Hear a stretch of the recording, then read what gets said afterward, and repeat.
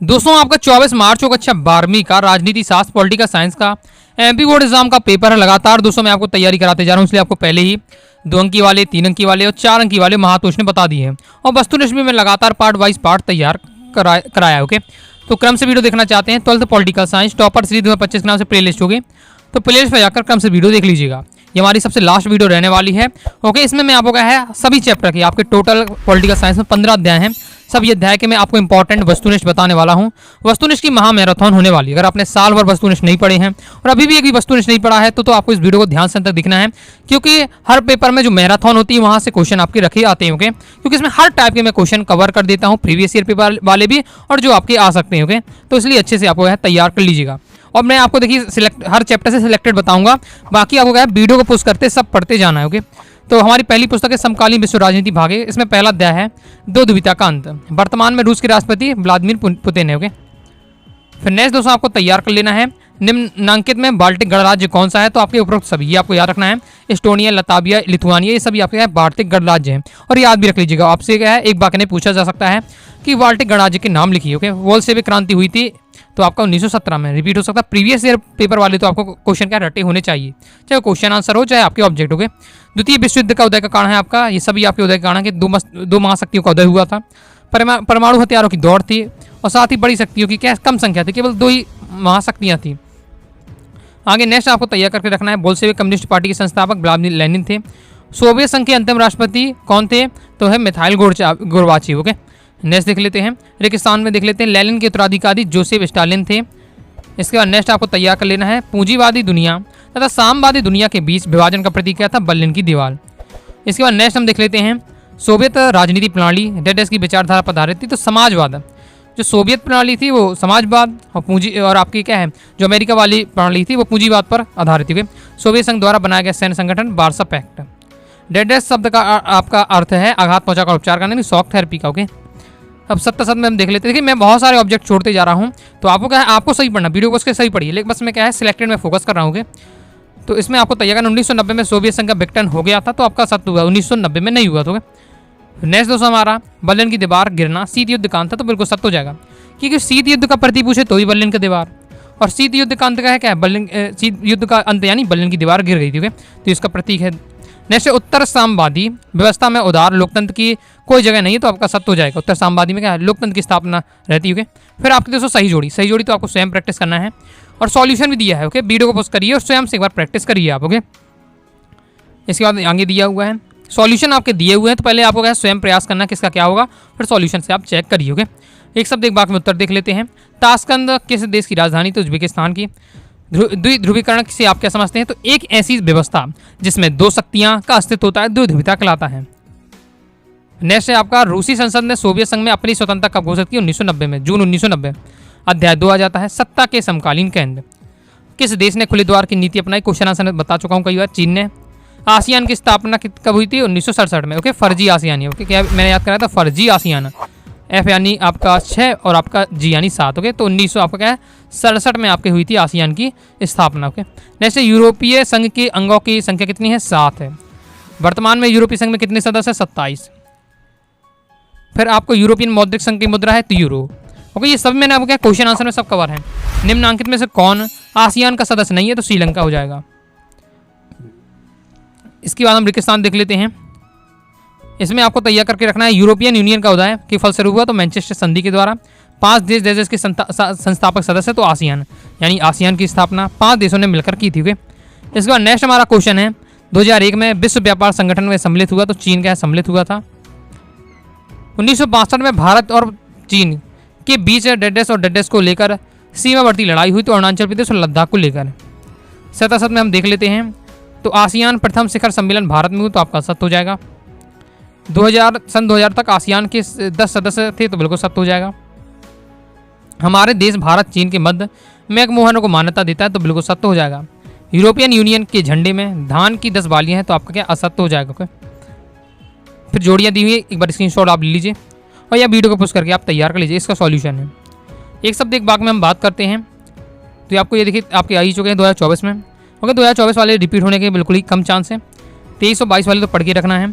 ASEAN के वर्तमान महासचिव का नाम है, तो आपका लिम जोंग होई। ओके, फिर नेक्स्ट जो कि हमारे क्या भुरनोई से थी। फिर नेक्स्ट आपको तैयार करके रखना है, द कोर्ट ऑफ जस्टिस में कितने न्यायाधीश और महाधिवक्ता होते हैं? तो 15 न्यायाधीश और 6 महाधिवक्ता होते हैं। यूरोपीय संघ के झंडे में कितने सितारे हैं? 12। इंपॉर्टेंट है, 77 में आया था आपका ये क्वेश्चन, ओके, प्रीवियस के पेपर में। यूरोपियन यूनियन के संसद के अध्यक्ष का नाम क्या है? तो डेविस सासोली। नेक्स्ट हमारा अध्याय आ जाता है अध्याय 3, समकालीन दक्षिण एशिया। देख लेते हैं। ऑपरेशन विजय संबंधित है, तो कारगिल युद्ध से संबंधित है। निम्नलिखित में से दक्षिण एशियाई देश नहीं है, तो आपको जो थाईलैंड है वो क्या है? दक्षिण एशियाई देश नहीं है। निम्नांकित में से कौन सा देश सार्क का सदस्य नहीं है? तो हो जाएगा आपका चीन। साप्टा संबंधित दक्षिण से।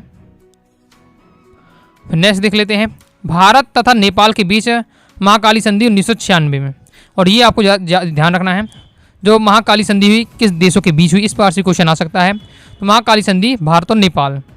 प्राचीन काल में देश का नाम गंधार था, तो अफगानिस्तान का नाम हो गया। इतिहास में हमने पढ़ा है गंधार जो हमारा क्या था? महाजनपद था, ओके, अब वो क्या अफगानिस्तान है। 18वां दक्षिण सम्मेलन काठमांडू नेपाल में हुआ। चकमा शरणार्थियों की समस्या देश के बीच है, तो भारत और बांग्लादेश के बीच। सार्क का मुख्यालय काठमांडू नेपाल में हो गया। सार्क संगठन में सदस्य देशों का की संख्या कितनी है? तो 8 है, और 8 के आपको जो देश सदस्य हैं उनके नाम भी याद करके रखना है, ओके, क्योंकि आपसे क्या एक वाक्य में पूछा जा सकता है। सार्क का प्रथम शिखर सम्मेलन 1985 में हुआ, तो बिल्कुल सत्य हो जाएगा। सार्क का मुख्यालय काठमांडू में स्थित है, बिल्कुल सत्य है। दक्षिण पूर्व एशियाई संगठन स्थापना 1967 में हुई थी, सत्य हो जाएगा। भूल जाता है सन का कुछ ना कुछ आप थोड़ा ट्रिक बनाकर आप रखिएगा, ओके। सार्क के 5 सदस्य राष्ट्र हो जाएंगे, तो आपका सत्य हो जाएगा, क्योंकि 8 होता होगा। फिर आपका ये सही जोड़ी दी है, स्क्रीनशॉट ले लीजिए और प्रैक्टिस कर लीजिए, बिल्कुल सिंपल दिया हुआ है। एक बार इससे आप मिलाएंगे तो आपको समझ में आ जाएगा किसका क्या है, ओके।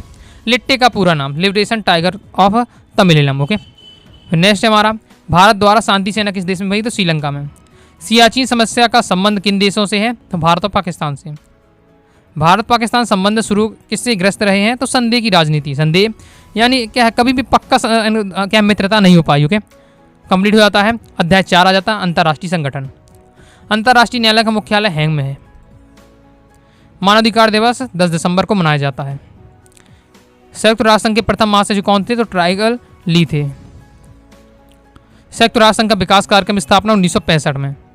विश्व बैंक की स्थापना 1946 में। और सीधे याद रखना, ओके। ऐसा मत सोचिएगा कि मैंने अगर आपको कहा ये विकल्प में बता दिया तो आपके विकल्प में ही आएगा। ये आपका क्या है, सही जोड़ी में आ जाए, 77 में आ जाए, एक वाक्य में आ जाए, इसलिए पूरा फैक्ट सा याद रखना है।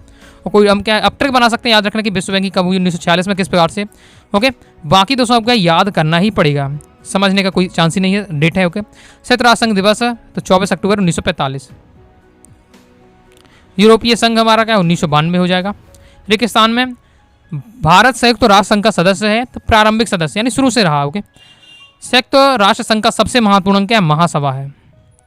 संयुक्त राष्ट्र संघ में सुरक्षा परिषद में क्या होते हैं? 5 स्थायी सदस्य और आपके 10 अस्थायी सदस्य होते हैं। टोटल कितने सदस्य होते हैं? 15 सदस्य होते हैं। 5 आपके स्थायी, 10 आपके अस्थायी। क्लियर है। संयुक्त राष्ट्र संघ के जो झंडे है, जो ध्वज है, उसकी पृष्ठभूमि में रंग है तो हल्के नीले। इस टाइप से क्वेश्चन आपके हाई चांस से आने के, तो पढ़ के रखना है। विश्व बैंक का मुख्यालय वाशिंगटन। मुख्यालय वाले आपके तैयार करके आपको जरूर रखना है, ओके। फिर नेक्स्ट हम आपको तैयार करके रखना है। विश्व स्वास्थ्य संगठन 7 अप्रैल 1948 को स्थापित हुआ, सत्य है। संयुक्त राष्ट्र संघ का सचिवालय न्यूयॉर्क में स्थित है, तो याद रखना है, हाँ बिल्कुल सब सत्य हो जाएगा। संयुक्त राष्ट्र संघ का आपका सचिवालय न्यूयॉर्क में है, ओके। मैं अभी आपको बता दे रहा हूँ, फैक्ट सा आपको याद रखना है, क्योंकि आपके क्वेश्चन कहीं से भी आपके मतलब घुमा दिया जाएंगे। 77 में है तो आपका एक वाक्य में पूछ लिया जाए, ओके। तो फिर आपको क्या है दिक्कत हो सकती है, इसलिए बिल्कुल परफेक्ट आपको याद होना चाहिए। सुरक्षा परिषद को संयुक्त राष्ट्र का हृदय कहा जाता है, बिल्कुल सत्य, इंपॉर्टेंट है आपका। विश्व स्वास्थ्य संगठन 3 प्रधान अंग है, बिल्कुल सत्य हो जाएगा। इसके आगे नेक्स्ट आपका सही जोड़ी दी हुई है, स्क्रीनशॉट आप लेकर सही जोड़ी की प्रैक्टिस जरूर कर लीजिएगा। ये आपका पूरा दिया हुआ है। एक शब्द एक वाक्य में आ जाता है। संयुक्त राष्ट्र संघ के वर्तमान महासचिव का नाम तो हो जाएगा आपका एंटोनियो गुटेरस, ओके, जो पुर्तगाल के थे। इसके बाद नेक्स्ट हम देख लेते हैं। संयुक्त राष्ट्र संघ की सुरक्षा परिषद में स्थायी सदस्य 5 हो जाएगा। संयुक्त राष्ट्र संघ की वर्तमान सदस्यों की संख्या 193 है। भारत विश्व बैंक में किस प्रकार का सदस्य है? तो मौलिक सदस्य है। विश्व स्वास्थ्य संगठन में कार्यकारी मंडल में कितने सदस्य होते हैं? तो 24 होते हैं, ओके। यूनेस्को के वर्तमान महानिदेशक का नाम लिखिए, तो जगह आंद्रो ओजेलो, जो कि है फ्रांस से हैं। अब नेक्स्ट हमारा अध्याय अध्याय 5 समकालीन विश्व में सुरक्षा। इसे देख लेते हैं। बहुविकल्पी प्रश्न पहला है, सुरक्षा की अपारंपरिक धारणा के अंतर्गत खतरे का नया स्रोत है। तो ये सभी हैं आपके, चाहे आतंकवाद हो, महामारियाँ हो। ओके, तो ये इसमें आपका सुरक्षा की अपारंपरिक धारणा के अंदर खतरा है, तो मानवाधिकार भी आपका आ जाएगा। ओके, नेक्स्ट है आपका निम्नांकित में सुरक्षा का मूल है। अर्थ होता है, सुरक्षा का अर्थ होता है खतरे से आज़ादी। एक वाक्य में भी आ सकता है, तो कि सुरक्षा का अर्थ लिखिए, सुरक्षा से क्या सा है, तो खतरे से आज़ादी। मेन आंसर आपका यही रहने वाला है। अब कोविड-19 की शुरुआत कहाँ से हुई? चीन से हुई। 1972 की जैविक हथियार संधि BWC कितने देशों ने द्वारा हस्ताक्षर किए गए? तो 155 देश हो जाएगा। परमाणु अप्रसार संधि 1968, ये आपको याद रखना है। रेगिस्तान की पूर्ति कीजिए। गरीबी एवं भुखमरी भी राज्य की क्या है? एक असुरक्षा है। गरीबी और भुखमरी भी आ जाती है, देश भी, जो राज्य है वो क्या है, अभी भी असुरक्षित हो जाएगा। रासायनिक हथियार संधि यानी CWC 1992 पर डेडेस द्वारा हस्ताक्षर किए गए, तो 181 देशों द्वारा क्या हस्ताक्षर किए गए थे। इसके बाद नेक्स्ट आपको तैयार करना है, डेडेस में भारत में क्योटो प्रोटोकॉल पर हस्ताक्षर किए, तो 2002 हो जाएगा राइट आंसर। ओके दोस्तों, अब हमारे आ जाते हैं 77 में देख लेते हैं। तो इसमें दोस्तों आपको तैयार करना है, सामूहिक सुरक्षा का अभिप्राय किस देश से की सुरक्षा से समाप्त करना है, तो आपका हो जाएगा अस्वस्थ हो जाएगा। फिर नेक्स्ट है दोस्तों आपका, दक्षिण एशियाई देशों में बर्ड फ्लू के कारण मुर्गों की आपूर्ति बंद करनी पड़ी, तो ये बिल्कुल सत्य हो जाएगा। भारत ने क्योटो प्रोटोकॉल पर 1977 पर हस्ताक्षर किए, यहाँ होना चाहिए क्योटो पर हस्ताक्षर किए, तो सत्य हो जाएगा। ओके, आगे देख लेते हैं। सही जोड़ी हमारी इस प्रकार से रहने वाली, स्क्रीनशॉट आप ले लीजिए। इसके बाद आने वाले हमारे एक शब्द एक वाक्य में उत्तर। यहाँ पर दोस्तों आपको तैयार करना है, नई अवधारणा के अनुसार सुरक्षा का अर्थ होता है मानव सुरक्षा से। फिर नेक्स्ट हमारा है, आतंकवाद से सुरक्षा किस श्रेणी में आता है? तो अपरंपरागत श्रेणी में आता है। अपनी इच्छा से स्वदेश छोड़ने वाले लोगों को हम क्या कहते हैं? अप्रवासी कहते हैं। इसके बाद किसका अभिप्राय युद्ध की आशंका को रोकना है? तो आपको हो जाएगा अवरोध को। नेक्स्ट देख लेते हैं। नेक्स्ट हमारा दोस्तों आ जाता है अध्याय 6, पर्यावरण और प्राकृतिक संसाधन। तो इसमें हमारे बहुविकल्पी प्रश्न में आपका पहला रहने वाला है, ग्रीन हाउस गैस से संबंधित तो वैश्विक ताप वृद्धि से। पृथ्वी सम्मेलन हुआ तो 1992 में। पृथ्वी सम्मेलन कहाँ हुआ? तो रियो डी जेनेरो में हुआ था आपका। हो गया। पर्यावरण संबंधी मामलों में राजनीतिक मुद्दों का स्वरूप 1960 के दशक में रहा है। क्योटो प्रोटोकॉल का सम्मेलन आपका क्या है? क्योटो जापान में है। ओके, जापान में हुआ था। रियो डी जेनेरो किस देश में है? किस देश का शहर है? तो ब्राजील का। फिर आगे नेक्स्ट है, यदि पृथ्वी पर पाए जाने वाली वनस्पतियां समाप्त हो जाएं तो किस गैस की कमी होगी? तो सिंपल बात है, ऑक्सीजन, क्योंकि पेड़ पौधे में क्या देते हैं? ऑक्सीजन देते हैं। ओजोन परत पर छिद्र होना क्या है? तो ये वायुमंडल की ऊपरी परत में ओजोन की कमी है। क्योटो प्रोटोकॉल में किसके संबंधित है? तो ये आपका है ग्रीन हाउस के गैसों के उत्सर्जन संबंधित है। इसके बाद आ जाता है रेगिस्तान की पूर्ति कीजिए। ओजोन परत में छेद होना प्रमुख कारण क्या है? ओजोन गैस की मात्रा में कमी होना। पर्यावरण दिवस 5 जून को मनाया जाता है आपका। इसके बाद डेडेस परत में छिद्र से कारण क्या है? पृथ्वी का तापमान बढ़ रहा है, तो ओजोन परत में छिद्र होने के कारण। इसके बाद नेक्स्ट है, भारत में मूलवासियों के लिए डेडेस शब्द का प्रयोग किया जाता है, तो आदिवासी शब्द का प्रयोग किया जाता है। ऊर्जा संरक्षण अधिनियम पारित हुआ तो 2001 में पारित हुआ था। पृथ्वी सम्मेलन में 70 देशों ने भाग लिया, तो आपका क्या असत्य हो जाएगा। इसके बाद देख लेते हैं आगे। नेक्स्ट आपको तय करना है, पेड़ कटाई रोकने हेतु चिपको आंदोलन चला गया, तो बिल्कुल सत्य हो जाएगा। बाकी आपका ये दिया हुआ है, सही जोड़िया। देखिए मैं आपको जो वस्तुनिष्ठ बता रहा हूँ सभी आपको तैयार करके रखना है। ओके, लेकिन मैं क्या सिलेक्टर में फोकस कर रहा हूँ। एक शब्द एक वाक्य में देख लेते हैं। भारत में कौन से बांध विरोधी आंदोलन चलाए गए? तो नर्मदा बचाओ, टहरी बचाओ, ये सब आंदोलन चलाए गए। विश्व राजनीति में पर्यावरण के मुद्दे कब जोर पकड़ा? तो 1960 के दशक में। रियो सम्मेलन में कितने देशों ने प्रतिनिधियों ने भाग लिया? तो 170 देशों के प्रतिनिधि ने भाग लिया। चिपको आंदोलन के प्रवर्तक कौन थे? सुंदरलाल बहुगुणा हो जाएगा। फिर आ जाता हमारा दोस्तों अध्याय 7, वैश्वीकरण। ओके, ये हमारी पहली पुस्तक का लास्ट अध्याय है। इसमें सबसे पहले हमारे बहुविकल्पी प्रश्न में वैश्वीकरण है, तो आपका विश्व का मंडलीकरण है। निम्नलिखित में से कौन सा देश वैश्वीकरण में प्रथम स्थान पर है? तो स्विट्जरलैंड। भारत में वैश्वीकरण की प्रक्रिया कब शुरू हुई? तो 1992 में। ओके, वैश्वीकरण की सबसे अधिक प्रभावित कौन है? तो क्या निर्धन है। निम्नलिखित में से कौन सा वैश्वीकरण का विरोध नहीं करता है? तो बहुराष्ट्रीय आपका निगम हो जाएगा। संपूर्ण विश्व में बहुराष्ट्रीय नियमों का होता है, क्या होता है? विस्तार होता है। रेगिस्तान की पूर्ति में वैश्वीकरण की शुरुआत 1991, विश्व व्यापार संगठन 1995 स्थापना हुई। वैश्वीकरण को बढ़ावा देने में प्रौद्योगिकी यानी टेक्नोलॉजी की महत्वपूर्ण भूमिका है। नई विश्व व्यवस्था में सूत्रधार जॉर्ज बुश हैं। एशिया का राष्ट्र जो G8 का समूह का सदस्य तो जापान हो जाएगा। 77 में वैश्वीकरण से रोजगार के अवसर कम हो जाते हैं, असत्य हो जाएगा। भाई वैश्वीकरण से क्या रोजगार के अवसर बढ़ते हैं। ओके, वैश्वीकरण क्या है? वैश्वीकरण के कारण भारत ने वैश्वीकरण को क्यों अपनाया? इस टाइप के क्वेश्चन है आपके 2 नंबर में यहाँ से आएगा। सब मैं आपको क्या क्वेश्चन आंसर के 2 नंबर वाले जब बता रहा था सब मैं आपको इस चैप्टर से बता चुका हूँ। अच्छे से तभी तैयार कर लीजिएगा। ओके, इसके बाद नेक्स्ट आपको वैश्वीकरण एक बहुआयामी परिघटना है, बिल्कुल सत्य हो जाएगा। वैश्वीकरण से पूंजीवाद को बढ़ावा मिलता है, ये भी आपका सत्य हो जाएगा। वैश्वीकरण का एक प्रमुख कारण प्रौद्योगिकी है, बिल्कुल सत्य है। वैश्वीकरण आर्थिक समानता का जन्म देता है, तो आपका क्या असत्य हो जाएगा। ओके, आर्थिक समानता नहीं, आर्थिक असमानता हो जाएगा। ओके, आर्थिक समानता का मतलब कि सभी के पास क्या समान धन पहुंच रहा है, लेकिन ऐसा नहीं होता, गरीबों के पास तो धन पहुंच ही नहीं पाता, तो उसकी बात हो रही है। वैश्वीकरण का जन्म संयुक्त राज्य अमेरिका से हुआ, तो ये आपका क्या असत्य हो जाएगा। फिर हमारी सही जोड़ी दी है, तो इनको आपको प्रैक्टिस कर लेना है। सॉल्यूशन के साथ मैं आपको बता रहा हूँ। फिर एक शब्द एक वाक्य में उत्तर आ जाता है। तो विश्व ग्राम की संरचना को कहते हैं तो वैश्वीकरण या फिर भूमंडलीकरण कहते हैं। WSF क्या है, तो वर्ल्ड सोशल फोरम है। वैश्वीकरण का एक सकारात्मक प्रभाव तकनीकी, ज्ञान और पूंजी का विभाजन। इसके बाद नेक्स्ट है आपका 16वीं वर्ल्ड सोशल फोरम बैठक 13-17 मार्च 2018 में कहाँ हुई, तो ब्राजील के साल्टबोर्ड में हुई। कौन से प्रधानमंत्री ने नई आर्थिक नीति घोषणा की, तो PV नरसिंह राव ने।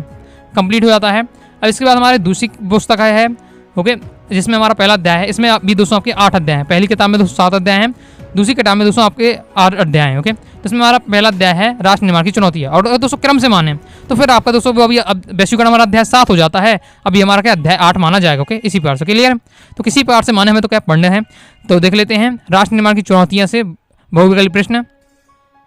निम्नांकित में से कौन से भारत के प्रथम उप प्रधानमंत्री थे, उप प्रधानमंत्री थे सरदार वल्लभ भाई पटेल। नेक्स्ट, निम्नांकित में से लौह पुरुष के रूप में जाना जाता है सरदार वल्लभ भाई पटेल को। समस्या देशी रियासत थी, यानी कौन सी ऐसी देशी रियासत थी जिसने क्या है देश में क्या है सम्मिलित होने पर या जो आपका सहमति पत्र उसमें साइन करने से नौटंकी करा, तो हैदराबाद। पूरा मैंने आपको समझाया है।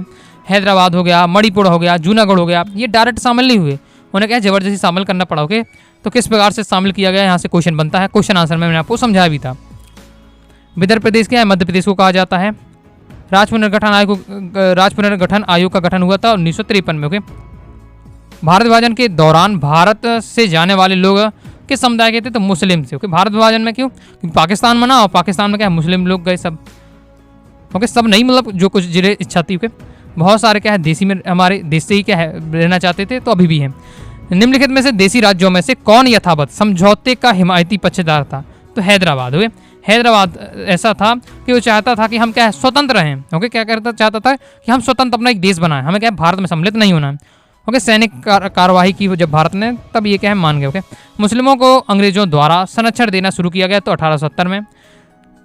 स्वतंत्रता के समय मणिपुर के राजा महाराजा भोज सिंह थे। विभाजन में उत्पन्न समस्या है, तो ये सभी समस्या उत्पन्न नहीं हुई। शरणार्थी समस्या भी हुई, भारत पाकिस्तान का सीमा विवाद भी हुआ, नहर पानी का विवाद भी हुआ। ओके, रेगिस्तान की पूर्ति, चकमा शरणार्थी की समस्या भारत और बांग्लादेश के बीच है।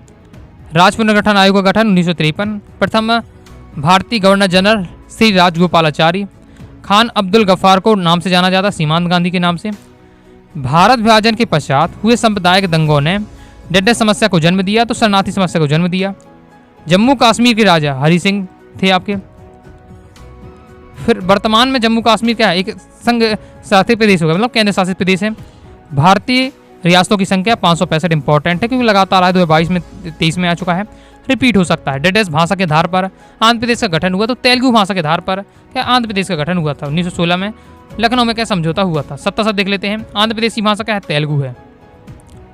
तो नेक्स्ट हम देख लेते हैं, भोपाल के नवाब संविधान सभा में सम्मिलित होना चाहते, तो आपका असत्य हो जाएगा। ये क्वेश्चन क्यों आया, क्योंकि देखिए सभी नवाबों को क्या है संविधान सभा में सम्मिलित किया गया। ओके, लेकिन यहाँ भोपाल के नवाब थे, उन्होंने मना कर दिया कि हमें क्या है नहीं आना। ओके, तो इस प्रकार से है। जैसे अलगाववाद ने देश के कमजोर बनाया, तो बिल्कुल सत्य हो जाएगा।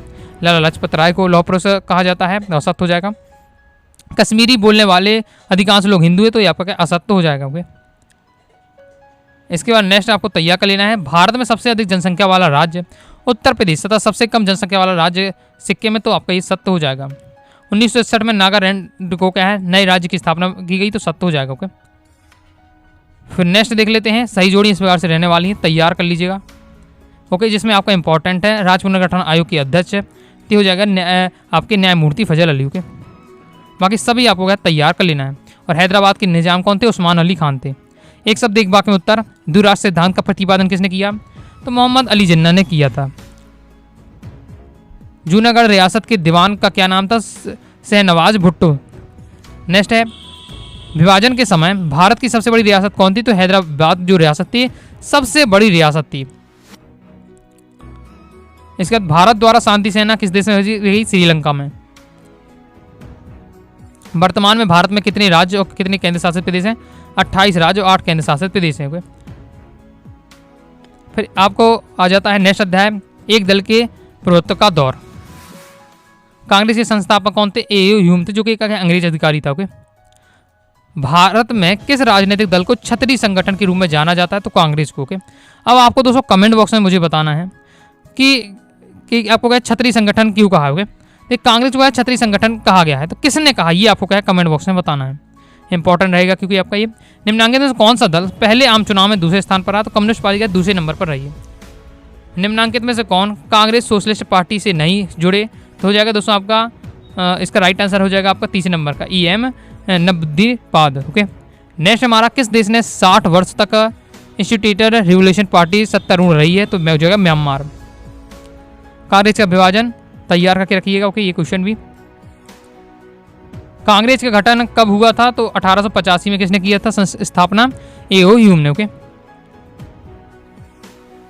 अब आ जाते हैं हमारा रेगिस्तान। ओके, रेगिस्तान में आपको कांग्रेस के संगठन की मजबूती देने हेतु 1963 में लागू की गई तो काम राज योजना लागू की गई थी।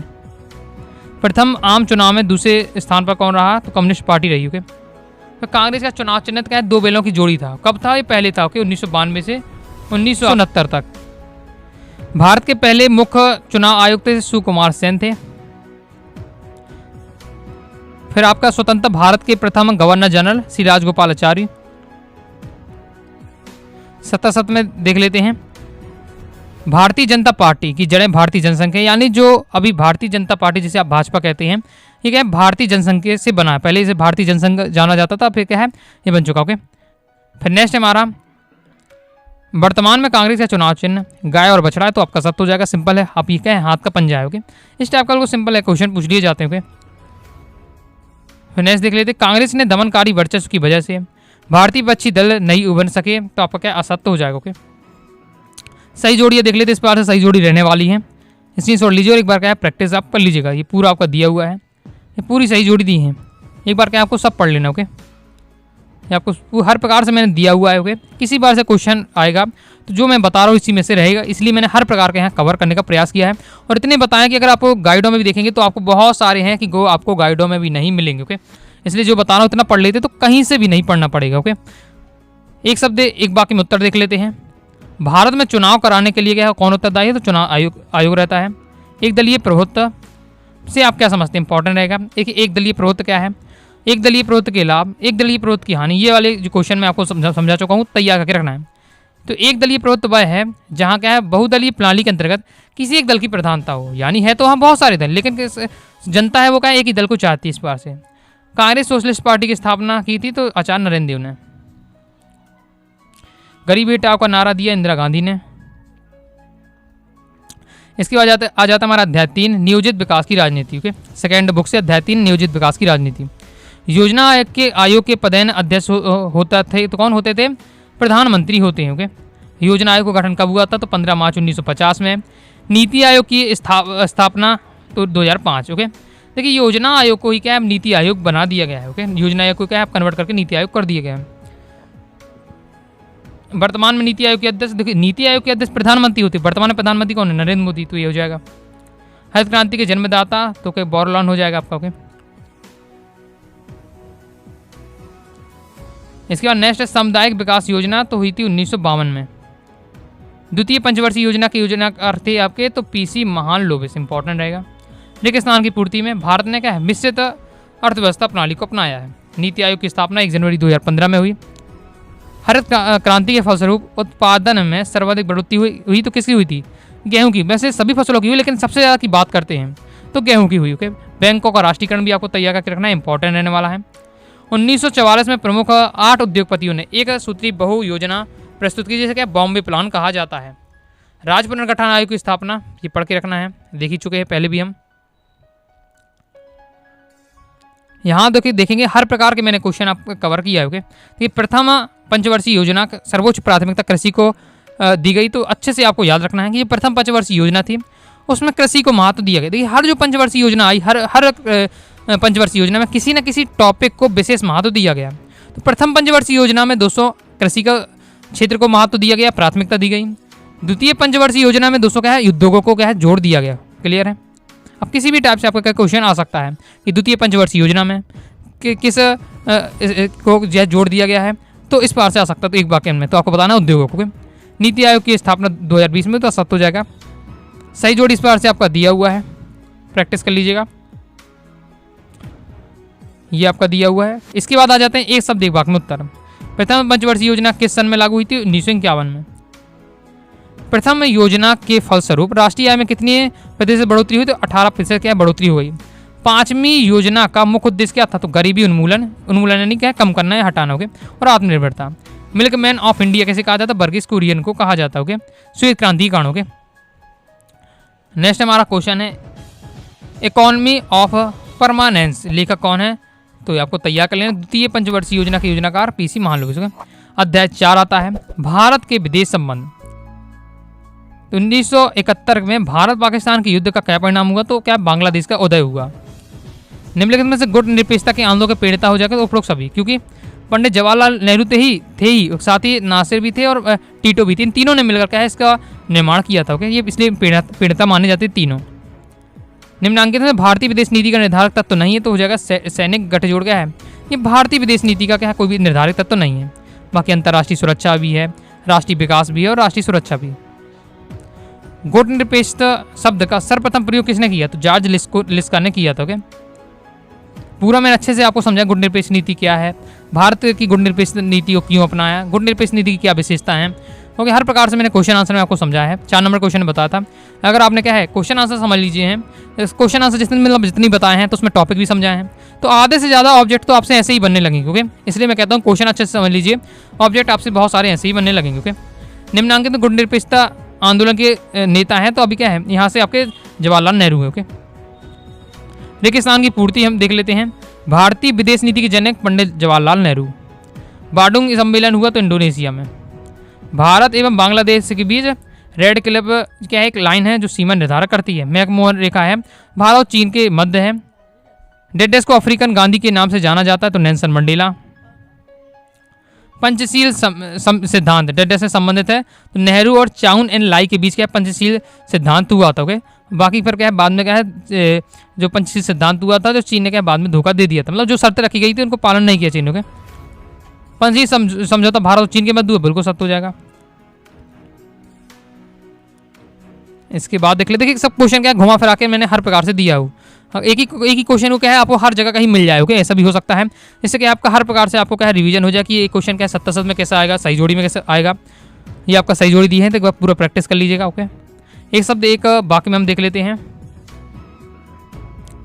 21 पड़ोसी देश के साथ भारत की सीमा सबसे लंबी है, तो बांग्लादेश के साथ। वर्तमान के जो भारत के क्या है विदेश मंत्री कौन है, तो आपका हो जाएगा जयशंकर। ओके, सुब्रमण्यम जयशंकर। इसके बाद नेक्स्ट हमारा अध्याय आ जाता है अध्याय 5 कांग्रेस प्रणाली चुनौतियां और पुनर्स्थापन। Indira is India, India is Indira का नारा दिया तो क्या है डी.के. बरुआ ने दिया था। ताशकंद में किसकी मृत्यु हुई थी? देखिए ताशकंद में 10 जनवरी 1966 में ताशकंद में लाल बहादुर शास्त्री की हुई थी। ताशकंद समझौता करने के लिए गए थे लाल बहादुर शास्त्री और उनकी मृत्यु हो गई, और आज भी रहस्य है, पता नहीं चल पाया कि ऐसी इनकी मृत्यु हो गई। फिर आपका है मैन काइंड और जन के संस्थापक और संपादक कौन है, तो राम मनोहर लोहिया हो जाएंगे। रेगिस्तान की हम पूर्ति देख लेते हैं। 1971 के चुनाव में कांग्रेस की विजय को डेडेस की लहर का परिणाम माना जाता है, श्रीमती इंदिरा गांधी की लहर का परिणाम माना जाता है। कांग्रेस ने 1975 में जन विरोध को दबाने हेतु क्या किया, आपातकाल लागू कर दिया था। ओके, और ये सभी जो टॉपिक बहुत सारे हैं, जब सब मैं क्वेश्चन आंसर में आपको अच्छे समझाया, तो क्वेश्चन आंसर समझे होंगे ये सब आपसे बन जाएगा। इंदिरा हटाओ नारा विपक्ष गठबंधन दिया बिल्कुल सत्य हो जाएगा। तो इंदिरा गांधी का जो नारा था गरीबी हटाओ, जबकि विपक्ष कह रहे थे कि इंदिरा हटाओगे। बाकी सही जोड़ी इस बार से दी है, स्क्रीनशॉट ले लीजिएगा। प्रीवी पर्स की समाप्ति कब हुई, ये इंपॉर्टेंट रहने वाला है, जिससे आपको क्या तैयार करके रखना है। ओके, तो 1971 में हुई थी। किसने की थी? इंदिरा गांधी ने। ओके, एक शब्द एक वाक्य में उत्तर। जय जवान जय किसान का नारा लाल बहादुर शास्त्री, गरीबी हटाओ का नारा इंदिरा गांधी। इसके बाद लाल बहादुर शास्त्री का निधन 10 जनवरी 1966 में कहाँ हुआ? ताशकंद में हुआ था। प्रीवी पर्स क्या है ये आपको पूछा जा सकता है एक वाक्य में भी। तो भूतपूर्व देसी राजाओं महाराजाओं को दिए जाने वाले विशेष भत्ते इत्यादि को किस नाम से जाना जाता है? प्रीवी पर्स। तो आपसे क्या केवल ये पूछ ले प्रीवियस पर्स क्या है। ओके, इस प्रकार से भी क्वेश्चन आ सकता है। ओके, फिर अध्याय 6 लोकतांत्रिक व्यवस्था का संकट हम देख लेते हैं। गैर कांग्रेसी सरकार के प्रथम प्रधानमंत्री कौन थे? तो मोरारजी देसाई। श्रीमती इंदिरा गांधी ने भारत में आपातकाल की घोषणा कब की? तो 25 जून 1975। निम्नांकित में से कौन सा आपातकाल की घोषणा के संदर्भ में मिल नहीं है? नक्सलवादी आंदोलन। मतलब यहाँ कौन संबंध नहीं करते कि संपूर्ण क्रांति का आह्वान भी हुआ, 1974 में रेल हड़ताल भी हुई, इलाहाबाद में उच्च न्यायालय का फैसला भी हुआ इंदिरा गांधी को मिला था, लेकिन नक्सलवादी आंदोलन यहाँ से संबंधित नहीं है। ये इंपॉर्टेंट रहने वाला है। रेल हड़ताल का नेतृत्व किसने के द्वारा किया गया? तो जॉर्ज फर्नांडिस के द्वारा किया गया था। ओके, फर्नांडीज के द्वारा किया गया था, 1974 में हुई थी। जनता पार्टी का चुनाव चिन्ह क्या था? हलधर था। रेगिस्तान में देख लेते हैं। आपातकाल में डरो नहीं, अभी मैं जिंदा हूँ, नारा किसने दिया? तो ये जयप्रकाश नारायण ने दिया था। ओके, समग्र क्रांति का प्रतिपादन जयप्रकाश नारायण। ये भी इंपॉर्टेंट है आपका। भारतीय राष्ट्रपति डेडेस ने श्रीमती इंदिरा गांधी की परामर्श से भारत में आपातकाल लागू करने की घोषणा की। देखिए, जो आपातकाल लागू होता है वो प्रधानमंत्री नहीं कर सकता है, क्योंकि राष्ट्रपति इसमें साइन करता है, लेकिन राष्ट्रपति साइन करता है, लेकिन वो क्या है, प्रधानमंत्री की सलाह पर। तो इंदिरा गांधी ने क्या है, दबाव बनाया किस पर? उस समय राष्ट्रपति थे आपातकाल के समय फरुखुद्दीन अली अहमद, तो उन पर दबाव बनाया, ठीक है, साइन करने के लिए। तो फिर उन्होंने क्या है, साइन कर दिए थे। तो इन्हीं ने क्या आपातकाल लागू किया, ये माना जाता है। बिहार ने संपूर्ण क्रांति का आह्वान क्या जयप्रकाश नारायण ने किया था। ओके, अब 200 हमारे आ जाते 7 पहला है प्रेस सेंसरशिप में के अंतर्गत समाचार पत्रों को कोई भी अखबार छापने से पूर्व सरकार की अनुमति लेनी पड़ती है, बिल्कुल सत्य हो जाएगा। यही आपका प्रेस सेंसरशिप कहलाता था। जनता पार्टी के गठन के प्रेरणा स्रोत का है और लोकनायक जयप्रकाश नारायण थे, बिल्कुल सत्य हो जाएगा। इसके बाद जनता पार्टी सरकार के पतन का प्रमुख कारण दलीय गुटबाजी थी, तो बिल्कुल सत्य हो जाएगा। जनता पार्टी जो सरकार बनी थी इस पर क्या है, ज़्यादा समय तक नहीं चल पाई। रीजन था कि इसमें क्या है कि बहुत सारे क्या गुट मिलकर मतलब गठबंधन था। ओके, फिर आपका सही जोड़ी आ जाता है, तो सही जोड़ी आपको तैयार कर लेना है। एक शब्द एक वाक्य में उत्तर देख लेते हैं। इसमें आपको तैयार करना है। कुछ कांग्रेसियों ने जगजीवन राम के नेतृत्व में कौन सी पार्टी बनाई? तो कांग्रेस फॉर डेमोक्रेसी बनाई। ओके, 1977 के आम चुनाव में विपक्ष ने नारा दिया था लोकतंत्र बचाओ, क्योंकि उस समय क्या है, इंदिरा गांधी ने क्या है, पूरा लोकतंत्र समाप्त कर दिया था। ओके, इसलिए लोकनायक जयप्रकाश नारायण को किस नाम से जाना जाता है? जेपी के नाम से जाना जाता है। ओके, फिर आ जाता है अध्याय 7 क्षेत्रीय आकांक्षाएं। इससे देख लेते हैं। निम्नलिखित में से कौन से पूर्व प्रधानमंत्री राजीव गांधी के हत्यारे के रूप में जाना जाता है? तो नलिनी हो जाएगा। ओके, ये इंपॉर्टेंट है आपका। ऑपरेशन ब्लू स्टार क्या है? 2 नंबर बताया, तो तैयार करके रखना है, प्रीवियस ईयर में आ चुका है, आ भी सकता है। अमृतसर स्वर्ण मंदिर में आतंकवादियों से मुक्त कराने हेतु निम्नांकित में कौन सा अभियान चलाया गया? तो ऑपरेशन ब्लू स्टार चला गया। सिक्किम लोकतंत्र बहाली आंदोलन के प्रमुख नेता कौन थे? तो आपको ये तैयार करना है आपको के। फिर नेक्स्ट रेगिस्तान की पूर्ति। स्वतंत्रता के पहले जम्मू कश्मीर के डेढ़ शासक व्यवस्था था, तो क्या राजशाही हुआ करती थी। इसके बाद 77 में देख लेते हैं, कम इंपॉर्टेंट है, यहाँ से ज़्यादा नहीं है आपके। ओके, असम आंदोलन के प्रमुख नेता प्रफुल्ल कुमार महंत, तो ये आपका सत्य रहेगा। फिर इसके बाद सही जोड़ी आपकी रहने वाली, एक बार सही जोड़ी देख लीजिएगा। फिर आ जाता है एक शब्द एक वाक्य में उत्तर देना है। नेशनल कॉन्फ्रेंस की स्थापना किसने की थी या किसके द्वारा? तो शेख अब्दुल्ला के द्वारा। ऑल पार्टी हुर्रियत कॉन्फ्रेंस की स्थापना 10 मार्च 1998। नागालैंड के अलगाववादी आंदोलन के जनक आगामी जापू ने किया। ओके, अध्याय 8 और लास्ट अध्याय हमारा भारतीय राजनीति और नए बदलाव। सेकेंड बुक का लास्ट अध्याय है और बुक का भी सबसे पूरी बुक का ठीक है लास्ट अध्याय है। इसमें आपको तैयार करना निम्नांकित में किस प्रधानमंत्री की सरकार लोकसभा में बहस के दौरान केवल एक मत से गिर गई थी? वो अटल बिहारी वाजपेयी की, मतलब केवल एक मत एक वोट से कारण क्या इनकी सरकार पूरी गिर गई थी। ओके, अन्य पिछड़े वर्गों की सेवाओं में कितने प्रतिशत के स्थान आरक्षित? तो 27%। ओके, अन्य पिछड़ा वर्ग है, तो जो मंडल आयोग बना था, मंडल आयोग की सिफारिश की कि 27% क्या है ओबीसी है, अन्य पिछड़ा वर्ग, उन्हें क्या है आरक्षण दिया जाना चाहिए, जो कि क्या है माना गया। ओके, सरकार ने उस बात को माना, इस सिफारिश को। बहुजन समाज पार्टी बसपा के संस्थापक कौन है? तो काशीराम। ओके, रेगिस्तान की पूर्ति देख लेते हैं। भारत में प्रथम केंद्र गठबंधन सरकार बीपी सिंह के नेतृत्व में बनी।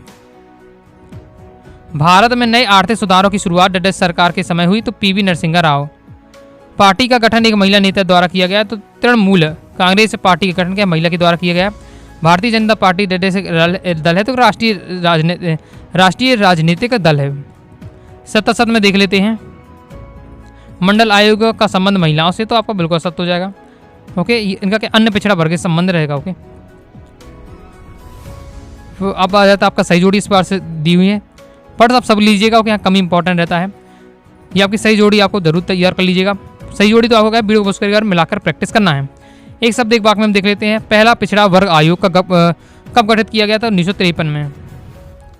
पिछड़ा वर्ग आयोग के प्रथम अध्यक्ष कौन थे? तो काका कालीकर, इंपॉर्टेंट है।